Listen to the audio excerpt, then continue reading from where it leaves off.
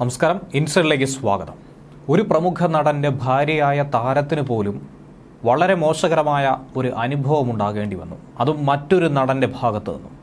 മദ്യപിച്ച് മതോന്മത്തനായി ഈ പ്രമുഖ നടൻ്റെ ഭാര്യയോട് ലൈംഗിക അതിക്രമം നടത്തി. തുറന്നു പറഞ്ഞതാകട്ടെ, നേരത്തെ മലയാള സിനിമാ മേഖലയിൽ വളരെ വൃത്തികെട്ട പ്രവർത്തികളുണ്ടെന്ന് തുറന്നു പറയാൻ തൻ്റെ ഇടം കാണിച്ച തമിഴ് നടി രാധിക ശരത് കുമാർ ഇപ്പോൾ വീണ്ടും അക്കാര്യം വെളിപ്പെടുത്തുകയാണ്. ഇതിന് പിന്നാലെ മലയാളത്തിലെ ഒരു സൂപ്പർ സ്റ്റാർ തന്നെ വിളിച്ചു പറഞ്ഞ കാര്യവും വിളിച്ചു തിരക്കിയ അന്വേഷണത്തെക്കുറിച്ചും രാധിക തന്നെ വ്യക്തമാക്കുകയാണ്. തമിഴ് സിനിമയിലെ ഇപ്പോഴത്തെ ഒരു പ്രമുഖ നടൻ്റെ ഭാര്യയ്ക്ക് നേരെ വർഷങ്ങൾക്ക് മുൻപാണ് ഈ ലൈംഗിക അതിക്രമം ഉണ്ടായതെന്ന് നടി രാധിക ശരത് കുമാർ വെളിപ്പെടുത്തുകയാണ്. സിനിമയിലെ പ്രമുഖ നടി പ്രമുഖ നടനെ വിവാഹം കഴിച്ചിട്ടുണ്ട്. ആ നടിക്ക് നേരെ മറ്റൊരു പ്രമുഖ നടൻ മദ്യപിച്ച് ലൈംഗിക അതിക്രമം നടത്തി. അന്ന് താൻ സമയോചിതമായി ഇടപെട്ടാണ് അന്ന് ആ താരത്തെ രക്ഷിച്ചതെന്നും രാധിക തന്നെ കൂട്ടിച്ചേർക്കുന്നു. അതിനുശേഷം മോശം പ്രവൃത്തി കാണിച്ച നടനോട് കയർത്ത് തന്നെയാണ് താൻ സംസാരിച്ചത്. വളരെ ശക്തമായ ഭാഷയിൽ തന്നെ മറുപടിയും പറഞ്ഞു. പിന്നാലെ ആ പെൺകുട്ടി എന്നെ കെട്ടിപ്പിടിച്ച് ഭാഷ അറിയില്ല എങ്കിൽ പോലും നിങ്ങൾ എന്നെ രക്ഷിച്ചുവെന്ന് എനിക്ക് മനസ്സിലായെന്നും പെൺകുട്ടി പറഞ്ഞു.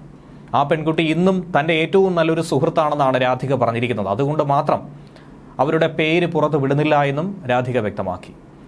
രാഷ്ട്രീയ ലക്ഷ്യങ്ങളുള്ള നടന്മാർ ആദ്യം സ്വന്തം സിനിമാ മേഖലയിലെ സ്ത്രീകളെ സംരക്ഷിക്കണമെന്നാണ് രാധിക വ്യക്തമാക്കുന്നത്. അതിന് മുന്നിട്ടിറങ്ങണമെന്നും അതിനുവേണ്ടി പ്രയത്നിക്കണമെന്നും രാധിക തന്നെ വ്യക്തമാക്കുന്നുണ്ട്.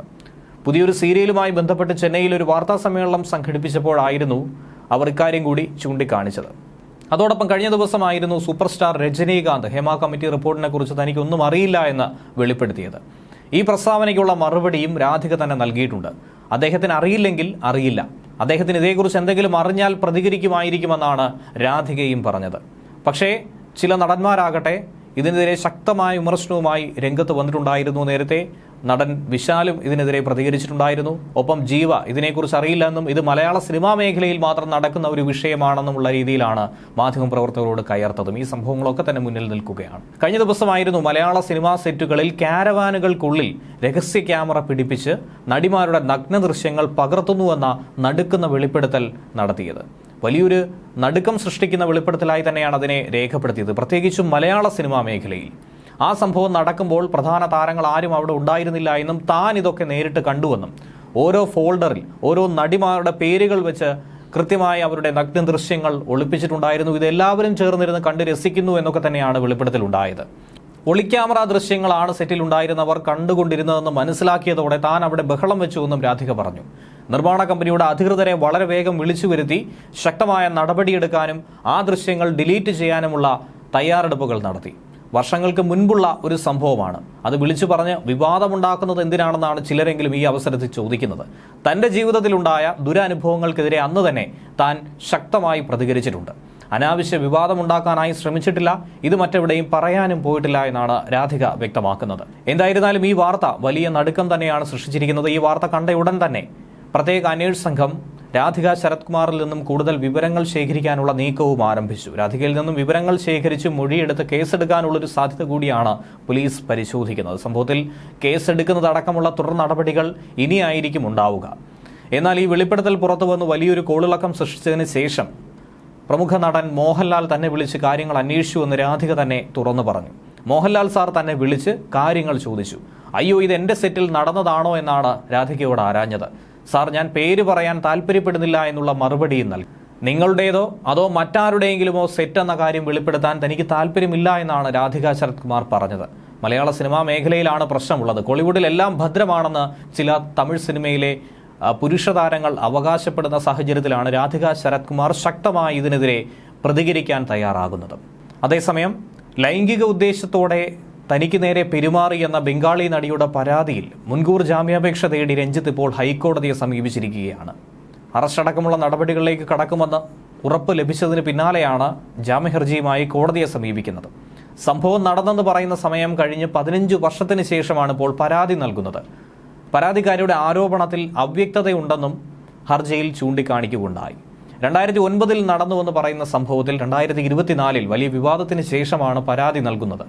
സിനിമയിൽ അവസരം കിട്ടാതിരുന്നതിൽ കടുത്ത നിരാശയിലായിരുന്ന നടി ഹർജിക്കാരനെ ചലച്ചിത്ര അക്കാദമിയുടെ ചെയർമാൻ സ്ഥാനത്ത് നിന്നും നീക്കാൻ വേണ്ടി കരുതിക്കൂട്ടി ഒരു ആരോപണം ഉന്നയിച്ചുവെന്നാണ് ഇപ്പോൾ വ്യക്തമാക്കുന്നത് ഹർജിയിലൂടെ. സംഭവം നടക്കുമ്പോൾ മറ്റ് അണിയറ പ്രവർത്തകരും ഫ്ളാറ്റിൽ ഉണ്ടായിരുന്നുവെന്നും സിനിമയെക്കുറിച്ച് പരാതിക്കാരിയുമായി സംസാരിച്ച അസോസിയേറ്റ് ഡയറക്ടർ ശങ്കർ രാമകൃഷ്ണന്റെ മൗനം തികച്ചും സംശയാസ്പദമാണെന്നും ഹർജിക്കാരൻ ചൂണ്ടിക്കാട്ടുകയുണ്ടായി. യഥാർത്ഥത്തിൽ ശങ്കർ രാമകൃഷ്ണനാണ് ഈ സിനിമയെക്കുറിച്ചുള്ള കാര്യങ്ങൾ വളരെ വിശദമായി നടിയുമായി ചർച്ച നടത്തിയത്. തന്നെ ചലച്ചിത്ര അക്കാദമി ചെയർമാൻ പദവിയിൽ നിന്ന് നീക്കാനുള്ള ചില നിക്ഷിപ്ത താൽപര്യക്കാർ നടത്തിയ ചില ഗൂഢനീക്കം അത് ആളിക്കത്തിച്ചു. പരാതിയിൽ പറഞ്ഞിരിക്കുന്ന അപ്പാർട്ട്മെന്റിന്റെ ഭൂരിഭാഗം സ്ഥലവും ഓഫീസ് കാര്യങ്ങൾക്ക് വേണ്ടി ഉപയോഗിക്കുന്നതാണ്. ഈ നടി അപ്പാർട്ട്മെന്റിലുണ്ടായിരുന്ന മുഴുവൻ സമയത്തും താൻ മാത്രമായിരുന്നില്ല, അസോസിയേറ്റ് ഡയറക്ടർമാരായിട്ടുള്ള ശങ്കർ രാമകൃഷ്ണൻ, ഗിരീഷ് ദാമോദരൻ, നിർമ്മാതാവ് സുബൈർ, ഓഫീസ് അസിസ്റ്റന്റ് ബിജു തുടങ്ങിയവരും ഈ ഫ്ളാറ്റിൽ ഉണ്ടായിരുന്നുവെന്നാണ് രഞ്ജിത്ത് പറയുന്നത്.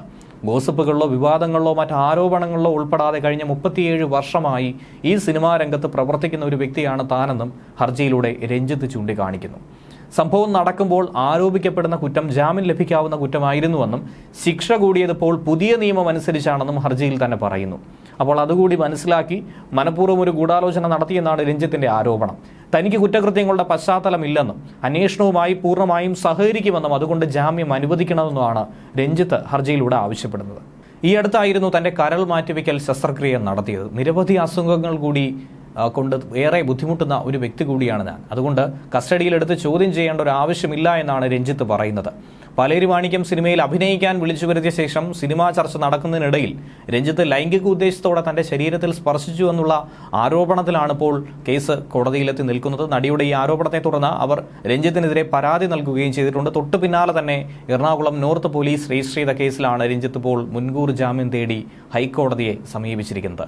അതേസമയം ലൈംഗികാതിക്രമണ കേസുമായി ബന്ധപ്പെട്ട് പ്രതിയായ നടൻ സിദ്ദിഖിന്റെ മുൻകൂർ ജാമ്യാപേക്ഷ ഹൈക്കോടതി ചൊവ്വാഴ്ചയാണ് പരിഗണിക്കുന്നത്. തനിക്കെതിരായ ആരോപണത്തിൽ ഗൂഢാലോചനയുണ്ടെന്നാണ് സിദ്ദിഖിന്റെ വാദം. കേസ് നിലനിൽക്കില്ല എന്ന് ബോധ്യമായപ്പോൾ നേരത്തെ ഉന്നയിക്കാത്ത ബലാത്സംഗ ആരോപണം ഇപ്പോൾ ഉന്നയിക്കുന്നുവെന്നുള്ള വാദത്തിൽ ഉറച്ചു നിൽക്കുന്നു സിദ്ദിഖ്. ന്യൂസ് ഡെസ്ക് മലയാളി വാർത്ത.